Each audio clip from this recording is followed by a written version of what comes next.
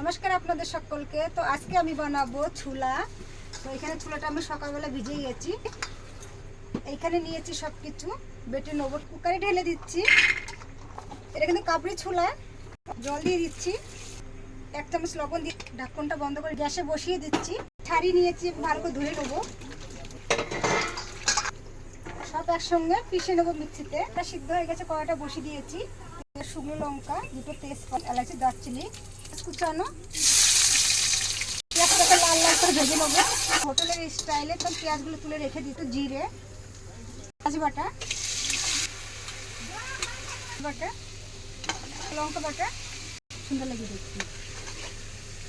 এটা টমেটোর বাটা, সব মশলা নিয়ে নিয়েছে। জিরে, গরম মশলা ছেড়ে দিয়েছে।